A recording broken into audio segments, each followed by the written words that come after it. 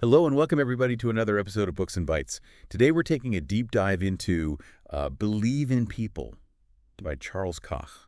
Now, you might know him from Koch Industries, Oh, yeah. but this book, it's about something much bigger.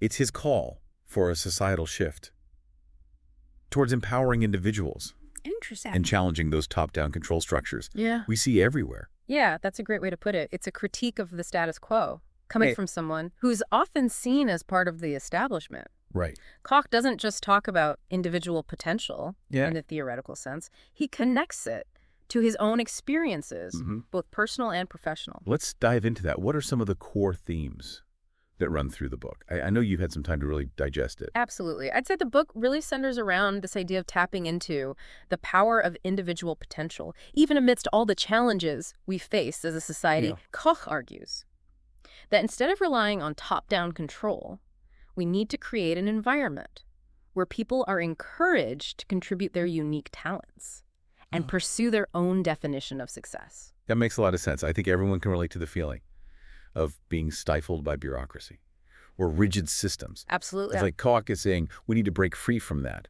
and create a more dynamic and empowering society. Exactly. And he goes beyond just stating a philosophy.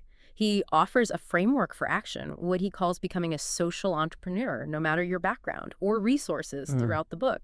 He weaves in his personal journey, applying these principles in business with Koch Industries and through his philanthropic work. Okay, so we have a successful businessman challenging traditional business thinking and advocating for individual empowerment. It's not what I expected. When I first picked up this book, where does he even begin this journey? Does he jump right into these big ideas? Actually, he starts with a very personal story about his own, shall we say, rebellious younger years. He talks about clashing with his father, going through numerous schools, even getting expelled from military school. It's not the image that comes to mind when you think of a CEO like Charles Koch. So even someone who seems to have it all figured out went through those periods of uncertainty and rebellion. That's actually kind of comforting. What was it about these early experiences that shaped his thinking? I think it was less about specific events and more about the underlying search for his own path. He talks about resisting the expectations that were placed on him, constantly questioning the status quo. It seems like those early struggles helped him develop a deep appreciation for individual agency and a belief that people should be free to find their own way. So instead of conforming to the mold, he was forging his own. Precisely. And that rebellious streak eventually led him to MIT, where he found his intellectual home. In the world of math and abstract concepts, he really seemed to thrive in an environment that encouraged critical thinking and challenged conventional wisdom. You know how they say the only constant is change? That seems to have been a key takeaway for him, too. I'm starting to see how those early experiences laid the foundation for his later work. But he didn't stay in academia, did he? No. He ended up back in Wichita, taking over the family business, Koch Industries. But he wasn't walking into a well-oiled machine. Right. He describes encountering a company culture steeped in control and protectionism, managers hesitant to listen to employees, a fear of new ideas. Sound familiar? Definitely. I think a lot of people have experienced that kind of stifling work environment. So what did he do about it?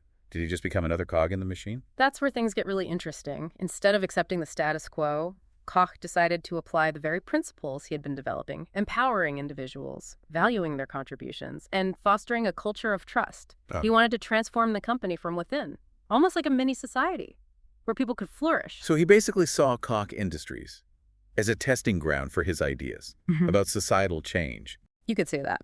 He introduces this concept of contribution-motivated individuals, arguing that when people are driven by a desire to create value for others, they're more likely to be engaged, innovative, and successful. It's not just about profit. It's about making a meaningful contribution. So he wasn't just focused on the bottom line. He wanted to create a company where people felt valued and could reach their full potential. Exactly. And this wasn't some vague philosophy. He implemented concrete changes. One of the most compelling stories is about Sterling Varner, who came from a humble background but had this incredible entrepreneurial spirit. Wow. Koch recognized Varner's talent and made him a key partner, even though many others might have overlooked him. So instead of just focusing on credentials or pedigree, Koch was looking for people who had a genuine passion for their work, Mm. and the potential to make a real difference. It's like that saying, hire for attitude, train for skill. That's a great analogy, and it paid off big time. Varner's unique understanding of the oil industry helped transform Koch Industries into the largest oil-gathering business in North America. It's a perfect example of what can happen when you empower someone who might have been overlooked by traditional systems. It's really inspiring to see how Koch put his principles into action.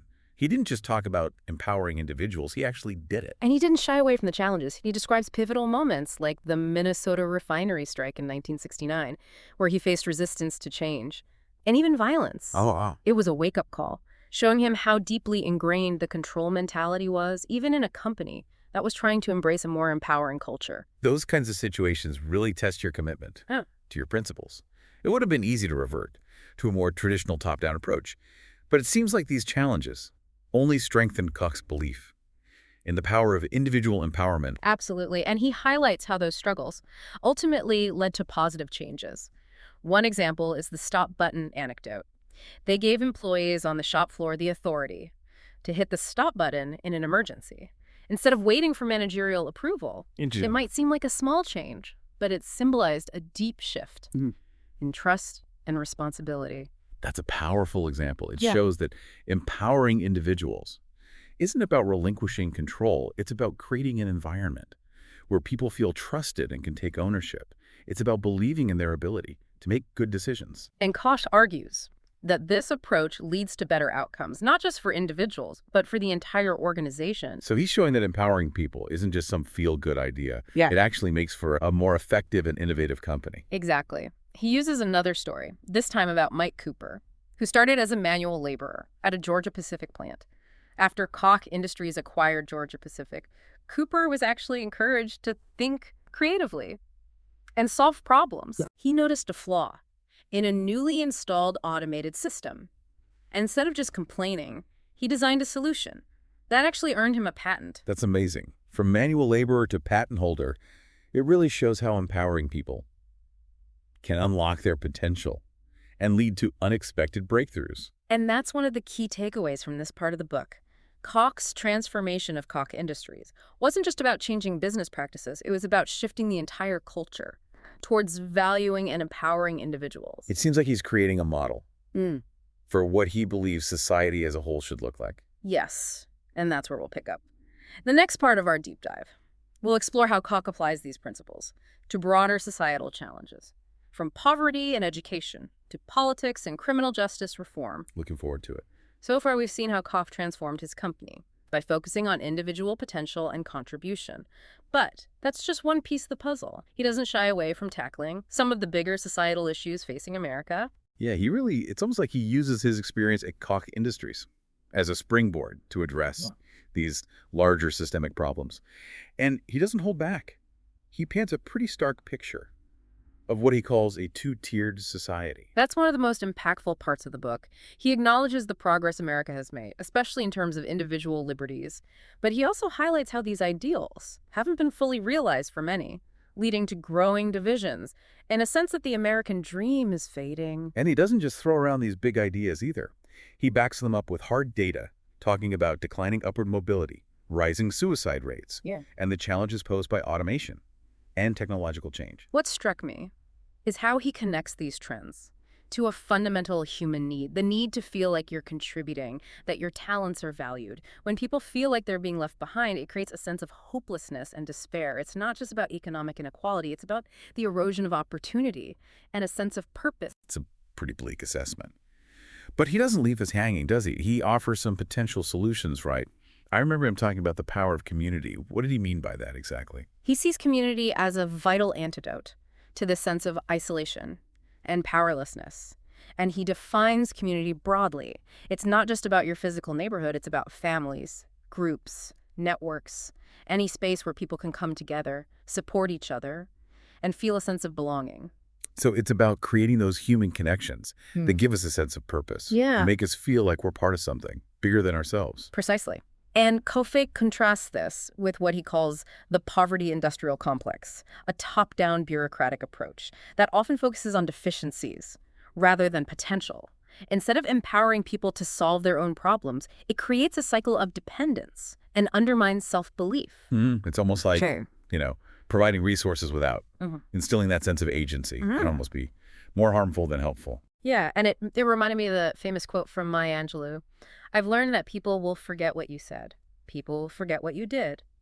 But people will never forget how you made them feel. That's a great point. It's not just about providing material resources, it's about fostering a sense of dignity and empowerment. And Koch doesn't just preach this idea, he backs it up with examples of people working within communities to empower others. Absolutely. One story that really stuck with me is that of Anton Lucky, who went from being a gang leader in Dallas to a force for positive change in his community. Oh, wow. He realized that he could use his influence to break the cycle of drugs and violence. And he started mentoring young people, helping them find jobs and stay out of trouble. It's a powerful example of redemption and how even someone with a troubled past can become a social entrepreneur. Yeah, it's almost like Duke. He discovered his own unique talents through helping others. It reminds me of that other story about Scott Strode, who overcame addiction through exercise and community, and then founded the Phoenix to help others do the same. He saw a need and created a solution, drawing on his own experiences. What's remarkable about the Phoenix is that it's not just about getting sober, it's about building a supportive community around each individual, helping them rediscover their potential and build a new life. It's a perfect example of how community can be a catalyst for transformation. It's so inspiring to see how these individuals took their own struggles and turned them into something positive, not just for themselves, but for others as well. And this theme of empowering individuals doesn't stop with community organizing. Koch tackles another big one, education. This is where he really challenges the status quo. He's very critical of the standardized education system, arguing that it stifles creativity and fails to recognize individual talents. He sees it as a one-size-fits-all approach that leaves many students feeling lost and discouraged. Instead, he advocates for individualized education, tailored to each student's unique abilities and interests. That makes a lot of sense. But is it really scalable? How do you personalize education for millions of students? I imagine that would be a logistical nightmare. He doesn't shy away from the complexities. He highlights programs like Youth Entrepreneurs, which he and his wife Liz helped found. It empowers students through hands-on business experience. One of the stories he shares is about a student named April who was struggling in the traditional school system until she discovered Youth Entrepreneurs. She went from failing grades to straight A's and even started her own consulting business. Wow. Talk about a turnaround. It seems like the key is to find that spark, that thing that ignites a student's passion and makes them excited about learning. It's not about forcing everyone into the same mold. Exactly. And Koch also highlights initiatives like OpenStax, which provides free and open textbooks, making education more accessible, and adaptive learning technologies, which allows students to learn at their own pace and in ways that work best for them. So it's about using technology to personalize the learning experience and give students more control over their education. I can definitely see the appeal of that. And he points to Arizona State University, under President Michael Crow's leadership, as a model for innovation and inclusivity in higher education. They've expanded access, promoted research, and embraced a more diverse student body, really challenging the traditional elitist model of universities. So he's not just criticizing the existing system, he's actually highlighting examples of how things can be done differently, more effectively. And it's not just about education. He applies the same critique to the world of business, which is fascinating because he is, of course, a businessman himself. That's right. He's not just some ivory tower academic preaching about how things should be. He's someone who's actually run a major company and had to grapple with these challenges in the real world. And he's not afraid to call out bad practices, even within his own industry.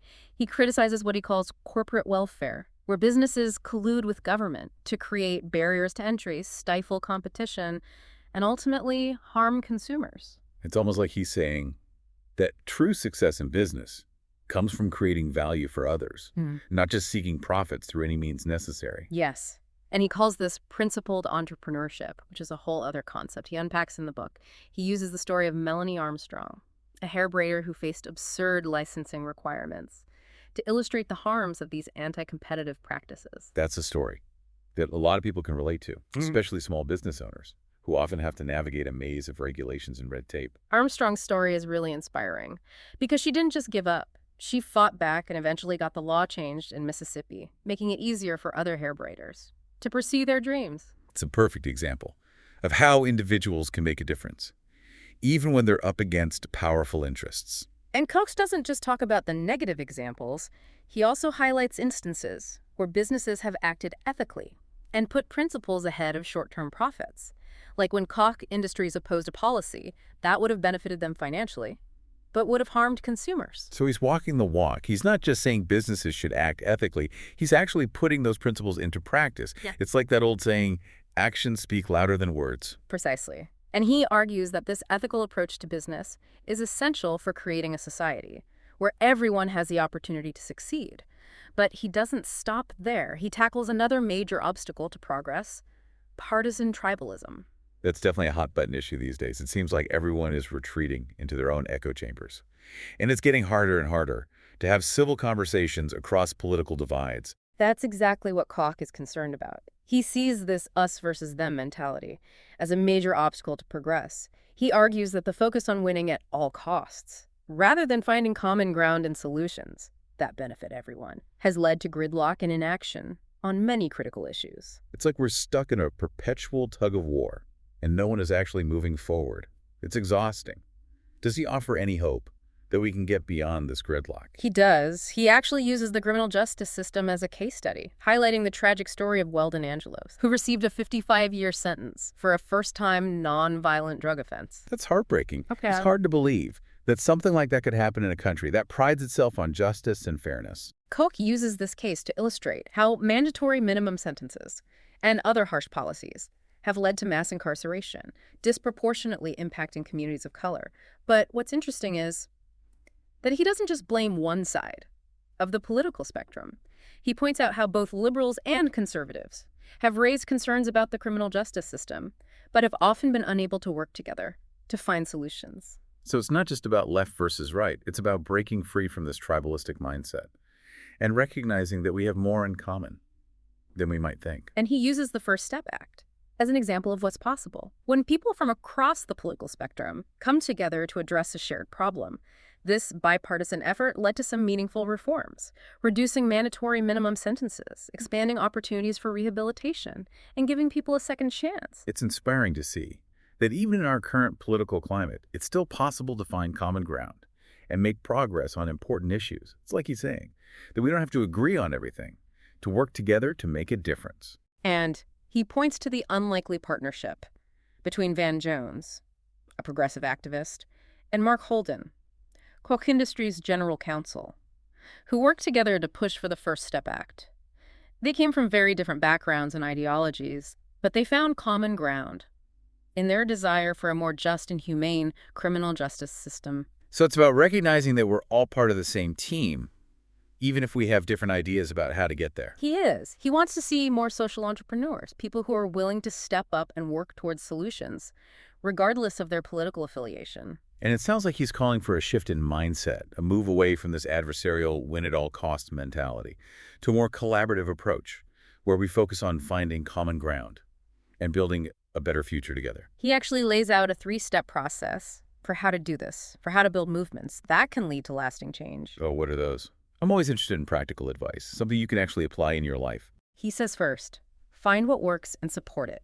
So look for those individuals and organizations that are already making a difference and get involved. That makes sense. Don't try to reinvent the wheel. Find something that's already working and contribute your talent to that effort. What's next? Next, celebrate success. It's easy to get bogged down in the negativity, but it's important to highlight the positive examples to show that progress is possible and inspire others to get involved. That's a great point. We need those stories of hope and inspiration to keep us going. And finally, topple the barriers. Identify the obstacles that are preventing people from reaching their full potential and contributing to society, and work to remove them. So it's about taking action, not just talking about problems, but actually doing something to address them. Exactly. And he reminds us that throughout history, real change has always been driven by individuals who were willing to challenge the status quo and work towards a better future. He uses examples like the women's rights movement and the civil rights movement to show that even seemingly insurmountable barriers can be overcome with persistence and a belief in people. It seems like that's really the core message of the book, believing in the power of individuals to create positive change. He doesn't just want us to be passive observers. He wants us to become active participants in shaping the future. He wants us to find our own unique way to contribute, no matter how small it might seem. He shares a very personal story about a letter his father wrote shortly before his death, urging his sons to experience the glorious feeling of accomplishment that comes from using their talents to contribute to the world. It's a powerful message. And it reminds me of something we talked about earlier, that sense of purpose and contribution. It seems to be so essential to human well-being. It's like he's saying that true success isn't just about individual achievement, it's about making a positive impact on the world around us. That's a great way to put it. And he doesn't just leave us with these grand ideals, he offers a very concrete challenge, a question for each of us to consider. What injustices do you see in your own community? And how can you apply the principles of this book to make a difference? It's a call to action, an invitation to become social entrepreneurs in our own way, to find those areas where we can make a difference and use our talents to empower others. And he reminds us that we don't have to wait for permission or rely on top-down solutions. We can all be agents of change, starting right now, in our own communities. He reminds us that change takes time and that we shouldn't be discouraged by setbacks. I love that. It's a message of hope and empowerment, but also of responsibility. It's up to each of us to create the kind of world we want to live in. And that brings us to the end of Believe in People. Of course, there's so much more to explore in the book itself, so I encourage you to check it out and delve deeper into Koch's insights. But for now, I hope this deep dive has given you a good overview of the main themes and inspired you to think about how you can apply these principles in your own life. It's amazing how Koch manages to weave together his personal story, his business philosophy, and these broader societal challenges into a cohesive narrative. It's not just a dry textbook on economics or politics, it's a deeply personal call to action. You're absolutely right. It feels like he's inviting us into a conversation, sharing his own journey of discovery and encouraging us to embark on our own. And he doesn't shy away from addressing the tough questions, the complexities of creating a more just and equitable society. I was particularly struck by his emphasis on the importance of finding common ground, even with people we might disagree with on other issues. He sees this us versus them mentality as one of the biggest obstacles to progress. He actually uses a really powerful example to illustrate this point. The story of Rich Taffel, a pastor who founded the Log Cabin Republicans, an organization that advocated for LGBT rights within the Republican Party. That must have been incredibly challenging, to be a voice for inclusion within a group that wasn't always welcoming to those ideas. Exactly. Taffel was willing to challenge his own tribe to speak out for what he believed in, even when it meant risking alienation and criticism. And it's inspiring to see how his efforts, along with those of countless others, eventually helped pave the way for major victories like marriage equality. It's a reminder that change often comes from unexpected places, from those who are willing to bridge divides and build coalitions, even when it's uncomfortable. And Koch himself is a living example of this. He's built partnerships with people across the political spectrum, finding common cause on issues like criminal justice reform and educational choice. He's not afraid to work with people who might disagree with him on other issues, because he recognizes that progress requires collaboration and a willingness to find common ground. It's a powerful message, especially in today's polarized world. It's easy to get caught up in the outrage and the division. But Koch reminds us that there's still so much that unites us. We all want a better future for ourselves, our families, and our communities. And he challenges us to find our own unique way to contribute to that future. He doesn't prescribe a specific path or ideology. Instead, he encourages us to identify our own areas of passion, our own talents, and to use them to empower others and make a difference. He uses the analogy of a social entrepreneur, someone who sees a problem and finds a creative solution, whether it's starting a business, volunteering in their community, or simply speaking out for what they believe in. And he reminds us that we don't have to wait for permission or rely on top-down solutions. We can all be agents of change, starting right now in our own spheres of influence. It's almost like he's giving us a blueprint for how to live a more meaningful life, a life that's not just about individual achievement, but about making a positive impact on the world around us. And he wraps up the book with a very personal touch, sharing a letter from his father, written shortly before his death. Oh yes, I remember that. It was incredibly moving. What was it about that letter that resonated with you? His father urged him to experience the glorious feeling of accomplishment that comes from using your talents to contribute to the world. And I think that sentiment really captures the essence of the entire book. It's not about chasing fame or fortune. It's about finding fulfillment and making a difference, in leaving the world a better place than you found it. And Koch leaves us with a powerful question, a challenge to apply these principles to our own lives. What injustices do you see in your own community, and how can you apply the principles of this book to make a difference? It's a question that stays with you long after you finish the book. It's a call to action, an invitation to become a social entrepreneur in our own way, to find our own unique path to making a positive impact. What stands out to you from our deep dive? For me, it's the reminder that change is possible, even in the face of seemingly insurmountable challenges. We don't have to accept the status quo. We can all be part of creating a better future, one step at a time. I think that's a perfect note to end on. Believe in People is more than just a book. It's a roadmap for a more just, equitable, and empowering society. It's a reminder that we all have a role to play in creating that future, and that even small acts of kindness and courage can make a world of difference. We encourage you to check out the full book to explore these ideas in more depth. Until next time, keep diving deep.